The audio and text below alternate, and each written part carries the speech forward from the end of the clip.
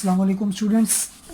आज हम fluid mechanics के नेक्स्ट लेक्चर में बात करेंगे work done and conservative force field. ठीक है जी। तो देखें वर्क डन क्या होता है। सबसे पहले हम वर्क डन को समझेंगे, फिर हम समझेंगे कंजर्वेटिव फोर्स फील्ड। ठीक है जी। वर्क डन की डेफिनेशन है, late P1 and P2 be the endpoints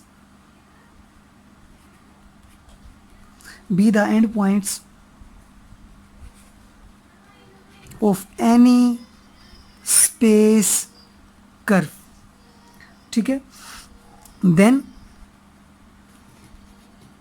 the work done by a force F acting on a fluid particle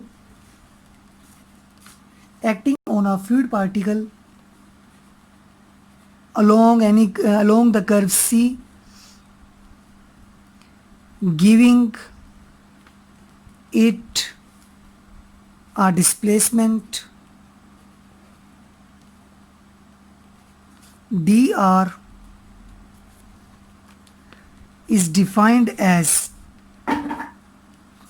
dw is equal to f dot dr। ठीक है। क्या है हमारे पास वर्क डन क्या होता है। हमने बचपन में भी पढ़ा था कि 9th-10th में कि वर्क डन होता है फोर्स मल्टीप्लाई डिस्प्लेसमेंट। ठीक है।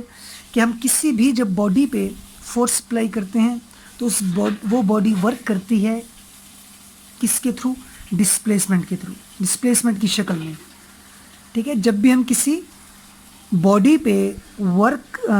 पे फोर्स अप्लाई करते हैं जब किसी बॉडी पे हम फोर्स अप्लाई करते हैं तो वो वर्क करती है किसकी शक्ल में, डिस्प्लेसमेंट की शक्ल में। ये यहाँ पे लिखे कि let P1 and P2 be the end points of any space curve, then the work done by a force F acting on a fluid particle.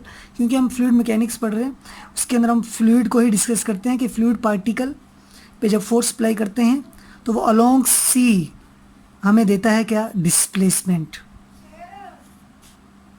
जी। अब इसे हम ज्योमेट्रिकली समझते हैं कि लेट कर लेते हैं यहाँ पे एक कर्व है, स्पेस बना लेते हैं यहाँ पे।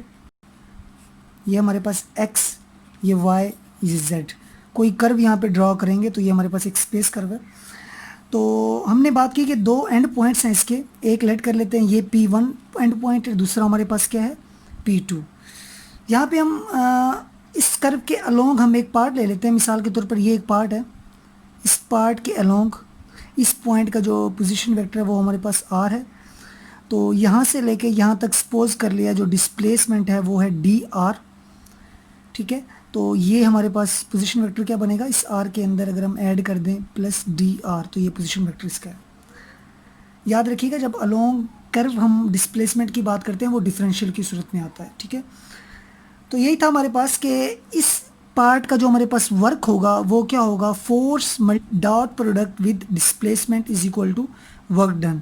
अगर हम इस कंप्लीट कर्व की बात करें P1 पॉइंट से P2 तो हम क्या यूज़ करेंगे, इंटीग्रेशन के work done total, taking integration on both side, then total work done from point P1 to P2 F dot dr। तो ये डिफरेंशियल इंटीग्रेशन से cancel, then work is equal to क्या आ जाएगा हमारे पास, P1 to P2 and F dot dr। This is the work done by the force, ठीक है, ऑन द फ्लूइड पार्टिकल। ठीक है। This is the total work done and this is the work from for this interval. Okay students जी। Next हम बात करेंगे work done independent of path. जी। Work done independent of path क्या है हमारे पास, द वर्क डन, अभी हमने पढ़ा वर्क डन क्या है हमारे पास, along the curve C F dot dr is said to be independent, हम क्या कहेंगे इस वर्क डन को, इंडिपेंडेंट ऑफ पाथ कहेंगे। कोई भी रीजन है, in a given region R, किसी भी रीजन आर में हम work done independent of path बोलेंगे if the value of this integral, if the value of P1 to P2, इस कर्व के ऊपर दो पॉइंट्स हमने ले लिए, end points P1 to P2, F dot dr is same for all points. ठीक है, P1 P2 कोई भी हमने पॉइंट्स ले लिए, किसी भी पॉइंट्स, कोई भी हमने आर्बिट्रेरी पॉइंट्स के दरमियान जो वर्क डन होगा, अगर उसकी वैल्यू सेम आए तो वो क्या होगा, work done independent of path. मिसाल के तौर पर ये अगर एक कर्व है, इसका एंड पॉइंट एक P1 है, दूसरा हमारे पास क्या है P2। ठीक है, तो अगर हम P1 से P2 जाएं, चाहे इस पाथ के अलोंग, चाहे हम इस पाथ के अलोंग, चाहे हम इस पाथ के अलोंग जाए, और अगर इंटीग्रल हमें वैल्यू क्या दे, सेम दे, तो हम बोलेंगे वर्क डन जो है वो इंडिपेंडेंट ऑफ पाथ है, वो पाथ पे डिपेंड नहीं कर रहा, चाहे हम इस C के अलोंग जाए, चाहे इस C1 के अलोंग जाए, चाहे हम C2 के अलोंग जाए। ठीक है स्टूडेंट्स, ये हो गया हमारे पास work done independent of path. जी, अब बात करते हैं कंजर्वेटिव फील्ड। जी, कंजर्वेटिव फोर्स फील्ड क्या है हमारे पास स्टूडेंट्स, बहुत ही आसान, कि अगर जो वर्क, अभी हमने बात की work done independent of path, याद रखिएगा अगर वर्क डन जिस भी फोर्स फील्ड के ज़रिए हमारे पास पैदा हो रहा है, वर्क प्रोड्यूस हो रहा है, ठीक है, अगर वो work done independent of path हो, ठीक है, तो हम बोलेंगे जो हमारे पास फील्ड, फोर्स फील्ड है, वो हमारे पास क्या है, कंजर्वेटिव, क्योंकि जिस मर्जी पाथ के अलोंग वर्क हो, ठीक है, और वो इंडिपेंडेंट है, इसीलिए जो फील्ड होगी वो हमारे पास क्या होगी, कंजर्वेटिव। ठीक है, तो क्या लिखेंगे, if the work done by a force field in moving a particle हमें पता है कौन सा होगा, फ्लूइड पार्टिकल, क्योंकि हम फ्लूइड की बात कर रहे हैं, from one point P1 to another point P2, ठीक है, is independent of path, simple, is independent of path. ठीक है, देन द फोर्स फील्ड, जी, फोर्स फील्ड क्या हो गया हमारे पास, इज कंजर्वेटिव। ओके, तो इसकी कुछ कंजर्वेटिव फील्ड के लिए, कंजर्वेटिव फोर्स फील्ड के लिए कुछ इक्विवेलेंट स्टेटमेंट हैं, जो कि अगर उन 5 स्टेटमेंट हैं, अगर 5 में से कोई एक भी एग्जिस्ट करेगी तो बाकी 4 लाजमी एग्जिस्ट करेंगी।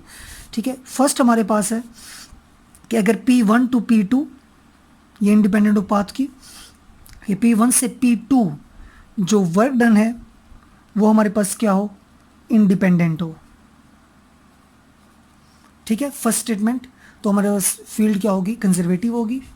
सेकंड पॉइंट इज, जी, सेकंड पॉइंट हमारे पास क्या है कि अगर along the closed path work done हमारे पास क्या हो, ज़ीरो हो, क्लोज्ड पाथ। ठीक है, around the all closed path, मतलब जितने भी क्लोज्ड पाथ हैं इस कर्व के, ठीक है, वो तमाम के अलोंग वर्क डन हमारे पास क्या हो, zero, then force will be a conservative, कि अगर इंटेग्रल की value along the close curve zero आ जाती है या इंडिपेंडेंट ऑफ पाथ है, तब भी फोर्स फील्ड क्या होगी, conservative. Third point is force हमारे पास किसके बराबर आ जाए, माइनस डेल्टा ओमेगा। ठीक है, नेबुला इसे पढ़ते हैं वैसे तो, नेबुला ओमेगा, और ओमेगा हमारे पास क्या है, फोर्स पोटेंशियल। और उसके बाद fourth point is curl of the force is equal to zero, और ये हमें वेक्टर क्वांटिटी देता है कि कर्ल ज़ीरो हो, या हम कहते हैं कि cross product of the force is equal to zero.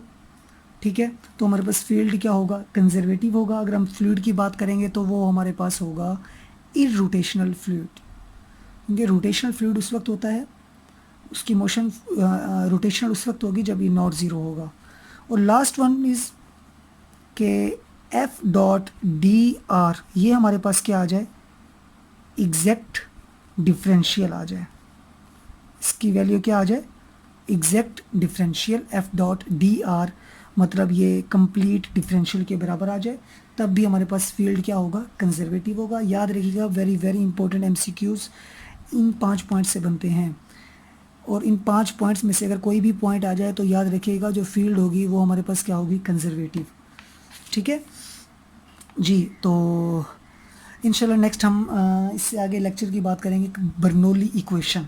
ठीक है, बर्नौली इक्वेशन फाइंड करेंगे फ्लूइड मैकेनिक्स में। ठीक है स्टूडेंट्स, तो ये लाजमी अच्छे तरीके से कर लीजिएगा। नेक्स्ट टॉपिक इंशाल्लाह आपके लिए आसान हो जाएगा। थैंक यू सो मच, अल्लाह हाफिज़।